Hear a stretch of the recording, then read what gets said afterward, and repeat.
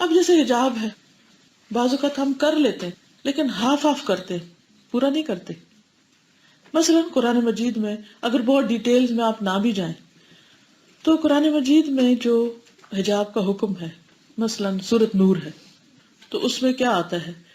وَلْيَضْرِبْنَ بِخُمُرِهِنَّ عَلَى جِيُوبِهِنَّ، چاہیے کہ اپنے خمار عورتیں کہاں ڈالیں؟ اپنے سینوں پر.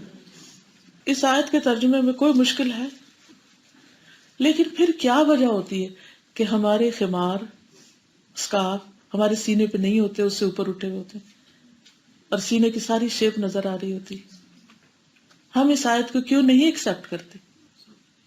ٹھیک ہے چہرے کے پردے کے بارے میں رخصت کی راہ ملتی ہے، لیکن گردن کے کھولنے کی تو رخصت کوئی نہیں نا، کہیں کانوں کے کھولنے کی تو نہیں، چن کو کھولنے کی تو نہیں، باریک کپڑا لینے کی تو رخصت نہیں ہے نا، کہ ہے؟ پھر ہمارا شرح صدر کیوں نہیں؟ پھر کیا کہا؟ زینت ظاہر نہ کرو. تو جب ہم زینت ظاہر کرنے لگتے ہیں تو کیوں کرتے ہیں؟ کیونکہ شرح صدر نہیں ہے ہمارا حجاب پر، شرح صدر نہیں نا. تو اللہ تعالیٰ کے حکم پر خوش ہو کر اس کو قبول کر لینا اور جیسا وہ چاہتا ہے ویسا کرنا کہ وہ راضی ہو جائے، تو آپ یقین کیجئے بندے بھی راضی ہو جائیں گے. لیکن اگر ہمارا دل اپنا ہی راضی نہیں، اور ہم سب کون ہیں جو اس وقت بیٹھے ہوئے یہاں؟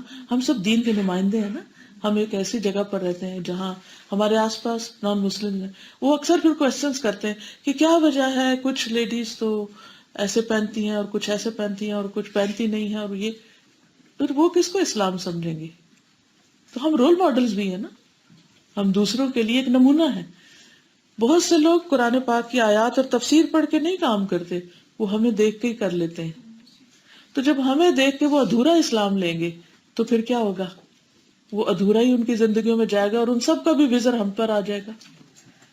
پھر جیسے قرآن مجید میں جلباب کا حکم ہے، ہمیں سے بہت سے لوگ جو ڈریس ہوتا ہے اسی کو کہتے ہیں یہی جلباب ہو گیا. وہ کیسے جلباب ہو گیا؟ یا ایھا النبی قل لازواجک وبناتک ونساء المؤمنین یدنین علیہن من جلابیبہن. ایک ہے لباس اور ایک ہے جلباب اور ایک ہے خمار. تو اگر ہم خمار کے بغیر ہیں یا جلباب کے بغیر ہیں اور صرف لباس کو ہی ہم سمجھتے ہیں بس ساتر ہے کافی ہے، نہیں، کافی نہیں ہے. قرآن میں الگ الگ مقامات پر ان چیزوں کا ذکر ہوا ہے. تو اس لیے اللہ سبحانہ وتعالیٰ کے ساتھ، دین کے ساتھ اچھا معاملہ کیا ہے، نیکی کیا ہے کہ جو حکم آئے اسے خوش دلی کے ساتھ فلی ایکسپٹ کر لے اور اس کے بعد دل میں تنگی نہ رہے. ثم لا یجدوا فی انفسہم حرجا مما قضیت ویسلموا تسلیما. قرآن مجید میں اللہ تعالیٰ فرماتے ہیں وَمَن يُرِدِ اللَّهُ أَن يَهْدِيَهُ يَشْرَحْ صَدْرَهُ لِلْإِسْلَامِ وَمَن يُرِدْ أَن يُضِلَّهُ يَجْعَلْ صَدْرَهُ ضَيِّقًا حَرَجًا كَأَنَّمَا يَصَّعَّدُ فِي السَّمَاءِ كَذَلِكَ يَجْعَلُ اللَّهُ الرِّجْسَ عَلَى الَّذِينَ لَا يُؤْمِنُونَ. سورۃ الانعام 125. جس شخص کو اللہ تعالیٰ ہدایت دینا چاہے اس کا سینہ اسلام کے لیے کھول دیتا ہے، اس کے لیے کوئی کمپلیکس نہیں رہتا، اندر کوئی کانفلکٹس نہیں ہوتے اس کے اندر. اللہ کا حکم مان لیا، رسول اللہ صلی اللہ علیہ وسلم کا حکم مان لیا، کیا مشکل ہے؟